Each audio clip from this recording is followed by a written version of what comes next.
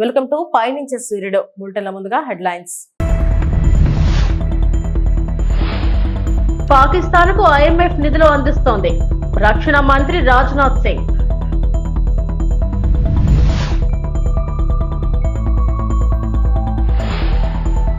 Chandrababu brand తోనే ఏపీలో పెట్టుబడులు మంత్రి నారా లోకేష్.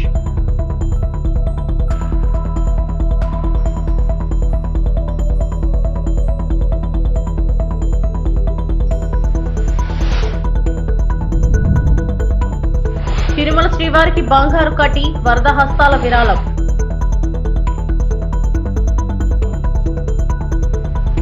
ఆపరేషన్ సింధూర్ ముగియలేదు, ట్రైలర్ మాత్రమే చూశారు.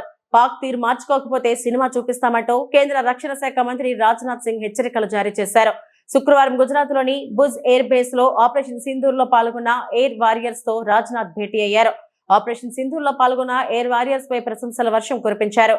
అనంతరం ఆయన మీడియాతో మాట్లాడారు. ऑपरेशन सिंदूर के दौरान जो हमारे सैनिक अथवा हमारे सिविलियंस जो ही शहीद हुए हैं, मैं सबको मैं नमन करता हूं और जो हमारे बहादुर जवान घायल हुए हैं उनके शीघ्र स्वस्थ होने की भी मैं ईश्वर से मैं कामना करता हूं।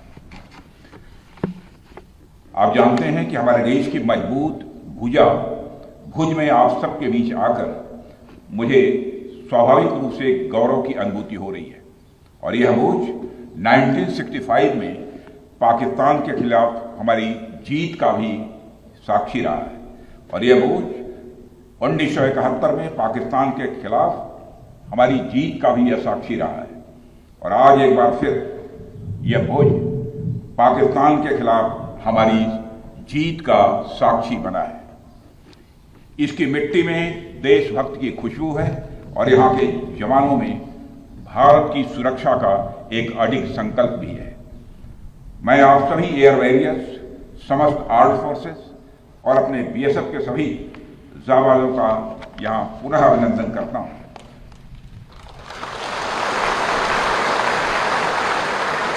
अभी साथियों, अभी कल ही मैं श्रीनगर में सेना के अपने वीर जवानों से मिलकर लौटा हूँ और आज मुझे आपके बीच आने का यहाँ अवसर मिला है। कल मैं भारत के उत्तरी भाग में जवानों से मिला था और आज मैं भारत के पश्चिमी भाग में अपने एयर वॉरियर्स और अन्य जवानों से भी यहाँ मिल रहा हूँ। दोनों ही फ्रंट्स पर हाई एनर्जी और हाई जोश देखकर सच्चाई है कि मैं स्वयं को अपने को उत्साहित महसूस कर रहा हूँ और आश्वस्त हूँ कि भारत की सीमाएं आप सभी के मजबूत भुजाओं से पूरी तरह से सुरक्षित है। ऑपरेशन सिंदूर, और मैं बताना चाहता हूं ऑपरेशन सिंदूर नाम किसने दिया? ऑपरेशन सिंदूर का नाम हमारे देश के यशस्वी प्रधानमंत्री आदरणीय नरेंद्र मोदी ने दिया। जो కూటమి ప్రభుత్వం ఏర్పడిన తర్వాత రాష్ట్రానికి పెద్ద ఎత్తున పరిశ్రమలు వస్తున్నాయని మంత్రి నారా లోకేష్ అన్నారు. వివిధ సంస్థలు పెట్టుబడి పెట్టేందుకు సీఎం చంద్రబాబు బ్రాండే కారణమని చెప్పారు. అనంతపురం జిల్లా గుత్తి మండలం బేత్తపల్లిలో రెన్యూ విద్యుత్ కాంప్లెక్స్ మంత్రి లోకేష్ భూమి పూజ చేశారు. 2300 ఎకరాల్లో 22,000 కోట్లతో దీన్ని ఏర్పాటు చేయనున్నారు. భూమి పూజ సందర్భంగా ఏర్పాటు చేసిన కార్యక్రమంలో లోకేష్ మాట్లాడారు. 2014లో రాష్ట్ర విభజన జరిగినప్పుడు కట్టుబట్టలతో మెడబట్టి మనం బయటికి గెంటేశారు. రాజధాని ఎక్కడ ఉండాలో కూడా చెప్పని పరిస్థితి. ఆనాడు చంద్రబాబు నాయుడు గారు ఆంధ్రులందరినీ ఒప్పించి ఒకే రాష్ట్రం ఒకే రాజధాని కానీ అభివృద్ధి వికేంద్రీకరణ నినాదం తీసుకున్నాం. దాంట్లో భాగంగా అనంతపూర్కి కియా మోటార్స్ని తీసుకొచ్చాం. ఆనాడే అనంతపూర్ జిల్లాకి జాకీ లాంటి పరిశ్రమలు తీసుకొచ్చాం. ఏకంగా అనంతపూర్ కర్నూలు జిల్లాని రెన్యూవబుల్ ఎనర్జీ హబ్గా తీర్చిదిద్దాల లక్ష్యంతో అడుగులు వేసాం, పునాదులు వేసాం. కానీ ఒక్క అవకాశం అన్న మాట ఎన్ని గడిచిన 5 సంవత్సరాలు రాష్ట్రం దారి తప్పింది. దానివల్ల తీవ్రంగా నష్టపోయింది ఆంధ్ర యువకులు. ఎక్కడ ఉద్యోగాలు ఉపాధి లేని పరిస్థితి. చాలామంది నన్ను అడిగారు, 5 సంవత్సరాలు మనం ఇబ్బంది పడ్డాం, మన దగ్గర బెంగళూరు లేదు, చెన్నై లేదు, హైదరాబాద్ లేదు, మన పరిస్థితి ఎలా ఉంటుందని. ఆనాడే వాళ్ళందరూ చెప్పా, మన దగ్గర ఒక బ్రాండ్ ఉంది, ఆ బ్రాండే గౌరవ ముఖ్యమంత్రి చంద్రబాబు నాయుడు గారు. ఈరోజు సిన్హా గారు ఇంత దూరం వచ్చి ఈ ప్రాజెక్ట్ ఆంధ్ర రాష్ట్రంలో పెడుతున్నారంటే దానికి కారణం మన బ్రాండ్ బాబు. ఈరోజు పెద్ద ఎత్తున టీసీఎస్ ఉత్తరాంధ్రలో పెట్టుబడులు పెడుతున్నారంటే దానికి కారణం ఒక బ్రాండ్, అది బాబు గారు. ఇట్లా పెద్ద ఎత్తున పెట్టుబడులు తీసుకొస్తున్నాం. గౌరవ మంత్రి గారు ఇప్పుడే చెప్పినట్లు బాబు సూపర్ 6లో తొలి హామీ 20 లక్షల ఉద్యోగాలు కల్పిస్తామని. దాంట్లో భాగంగా ఈ ప్రాజెక్ట్ మన ప్రాంతాన్ని తీసుకొచ్చాం. వెనుకబడిన రాయలసీమ జిల్లాకి ఈరోజు తీసుకొస్తాం జరుగుతుంది. ఇక్కడున్న రైతులందరినీ నేను మనస్ఫూర్తిగా అభినందిస్తున్నా. ఇక్కడ ప్లాంట్ వస్తుందంటే మీరు ముందుకు వచ్చి భూములు ఇచ్చారు. తద్వారా కనీసం 10,000 మందికి స్థానిక యువకులకి ఉద్యోగాలు ఉపాధి కల్పించే బాధ్యత తెలుగుదేశం పార్టీ తీసుకుంటుంది. మరోసారి పైకి వచ్చిన జూరాల పాకాలను అడ్డుకుంటాం. జోగులాంబ గద్వాల జిల్లా బీజేపీ మాజీ అధ్యక్షులు రామచంద్రారెడ్డి కృష్ణా బీసీఎన్ నుండి గోదావరి బేసిన్ కు నీళ్లు ఎలా తరలిస్తారు? గోదావరి నది నుండి ఏటా 1000 టీఎంసీలకు పైగా సముద్రంలోకి వెళ్తున్నాయి. ఉమ్మడి పాలమూరు జిల్లాలో ఉన్న ఆర్డీఎస్ నెట్టెంపాడు గట్టు, భీమ కల్వకుర్తి సాగర్, పాలమరు రంగారెడ్డి ప్రాజెక్ట్ పూర్తి కాకుండా ఎలా ప్రతిపాదిస్తారు? 2 లక్షల కోట్లు ఎలా తెస్తారు? నిన్న ఇంజనీరింగ్ ఉన్నతాధికారుల సమావేశంలో ముఖ్యమంత్రి రేవంత్ రెడ్డి జూరాల నుండి పాకాల ప్రాజెక్ట్ ప్రతిపాదన గురించి రావడం చాలా బాధాకరం.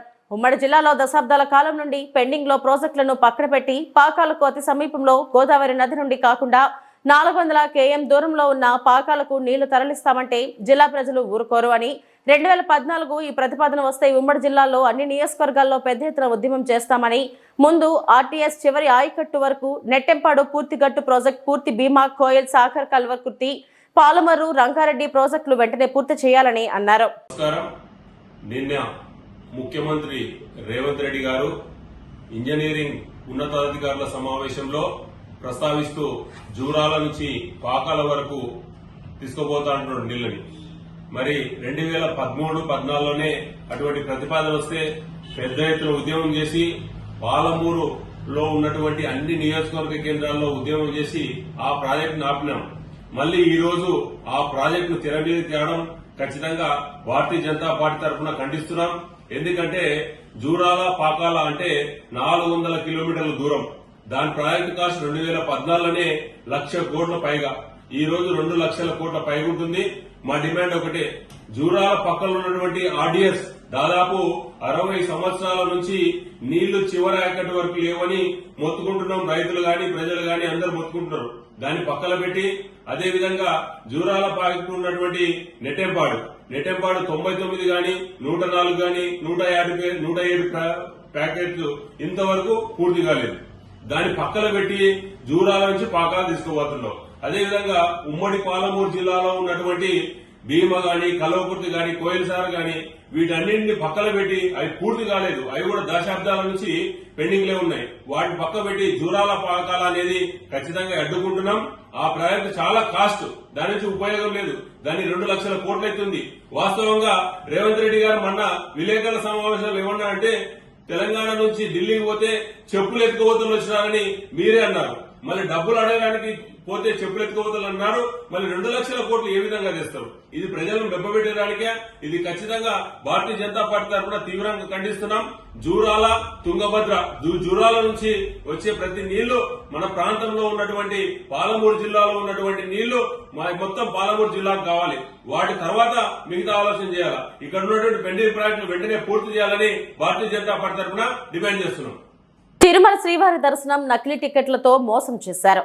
బెంగళూరుకు చెందిన వర్ష ట్రావెల్స్ అనే సంస్థ ఒక్కొక్క భక్తుడి నుంచి 3,350 రూపాయలు వసూలు చేసింది. బెంగళూరు నుంచి తిరుపతికి రవాణా, దర్శనం కల్పిస్తామని నమ్మబలికింది. చివరికి నకిలీ దర్శన టికెట్లు అంటగట్టింది. వాటితో దర్శనానికి వచ్చిన 35 మంది కన్నడ భక్తులను టీటీడీ సిబ్బంది అడ్డుకున్నారు. అవి నకిలీ టికెట్లని తేల్చారు.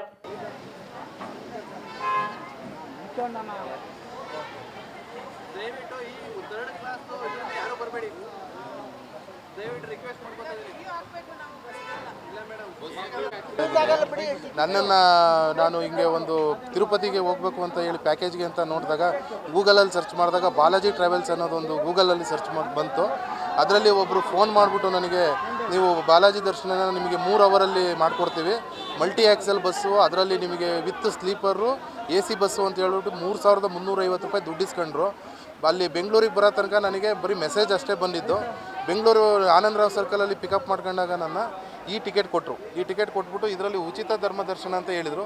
ಅಲ್ಲಿ ಅವರು ನನಗೆ ಹೇಳಿದ್ದು ಒಂದು ಗಂಟೆಯಿಂದ ಮಿನಿಮಮ್ 3 ಅವರ್ಸಲ್ಲಿ ನಮಗೆ ದರ್ಶನ ಮಾಡಿಕೊಡ್ತೀವಿ ಅಂತ ಕರೆಸ್ಬಿಟ್ಟು ಮಾಡಿದ್ದು. ಇಲ್ಲಿಗೆ ಬಂದು ನೋಡಿದ್ರೆ ಈ ಟಿಕೆಟೇ ವ್ಯಾಲ್ಯೂ ಇಲ್ಲ, ಈ ಟಿಕೆಟ್ಗೆ ಬೆಲೆ ಇಲ್ದಂಗೆ ನಮಗೆ ಇದು ಮಾಡಿದ್ದಾರೆ. ಈಗ ನಾವು ಯಾರಿಗೆ ಹೇಳ್ಬೇಕು, ಏನು ಮಾಡಬೇಕು, ನೀವೇ ಮೀಡಿಯಾದವರಿಂದಲೇ ನಮಗೆ ಸಹಾಯ ಆಗಬೇಕು. 3,300 ರೂಪಾಯಿ ದುಡ್ಡು ಇಸ್ಕೊಂಡು 3 ಗಂಟೆಯಲ್ಲಿ ನಮಗೆ ದರ್ಶನ ಮಾಡಿಸ್ತೀನಿ ಅಂತ ಹೇಳಿ ಇಲ್ಲಿ ನಿಲ್ಲಕ್ಕೂ ನಮಗೆ ಜಾಗ ಮಾಡ್ದಂಗೆ ಮಾಡಿಕೊಟ್ಟಿದ್ದಾರೆ ನಮಗೆ ಸರ್. తిరుమల శ్రీ వెంకటేశ్వర స్వామి వారికి శుక్రవారం ఉదయం భారీ బంగారు కానుక విరాళంగా అందింది.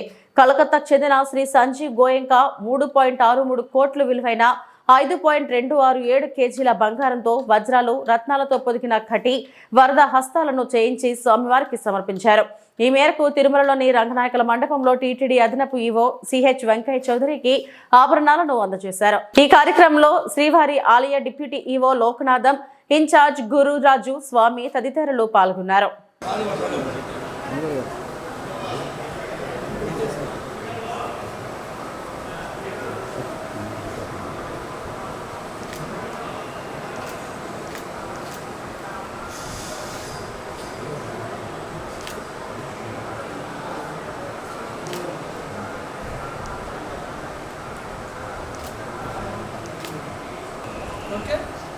అవసరం తీసుకొచ్చాను.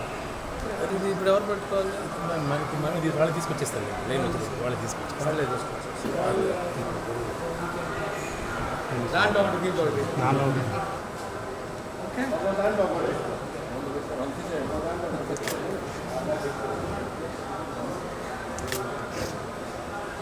ఓకేనా? ఓకే ఓకే మీరు ఓకే.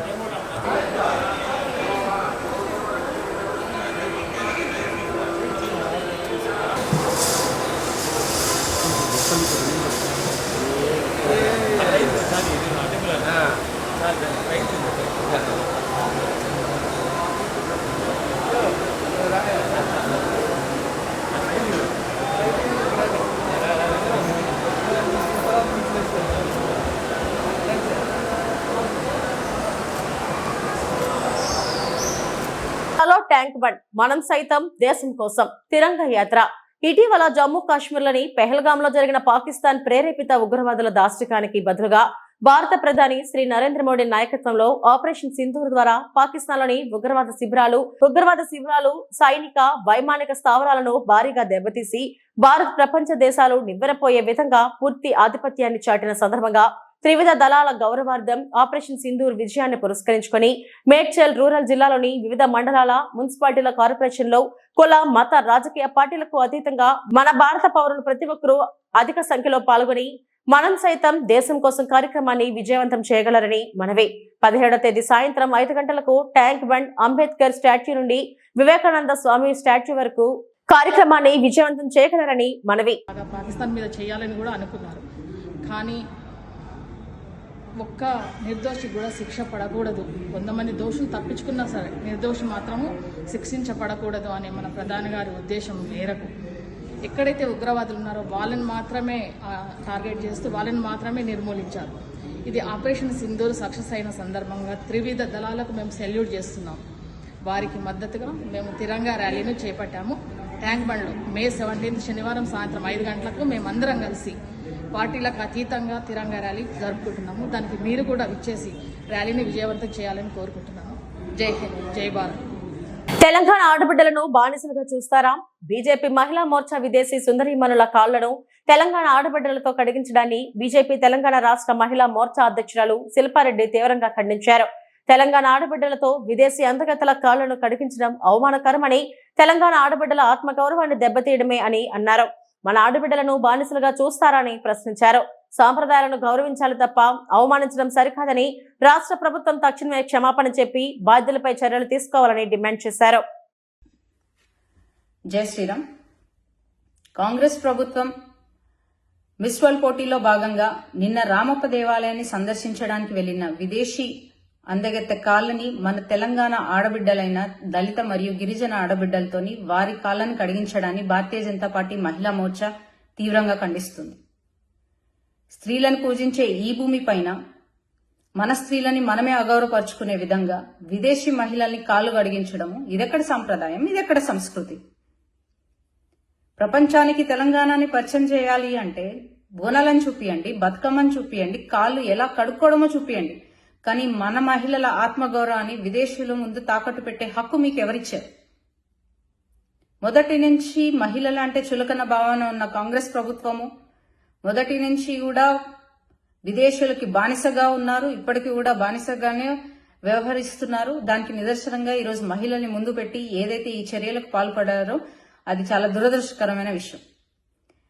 సమ్మక్క సారక్క వంటి మహిళా దేవతలు కొలువున్న ఆ పుణ్యభూమి పైన మన తెలంగాణ మహిళల ఆత్మగౌరవాన్ని కించపరిచే విధంగా ఎవరైతే ఈ చర్యలు పాల్పడ్డారో వారు వెంటనే క్షమాపణ చెప్పాలి, వారిపైన వెంటనే చర్యలు తీసుకోవాలి. కాంగ్రెస్ ప్రభుత్వము తెలంగాణ ఆడబిడ్డలకి వెంటనే క్షమాపణ చెప్పాలని భారతీయ జనతా పార్టీ మహిళా మోర్చా డిమాండ్ చేస్తుంది. జై హింద్, జై భారత్. ఇవి ఇప్పటివరకు నా బులెటిన్ అప్డేట్స్. నమస్తే.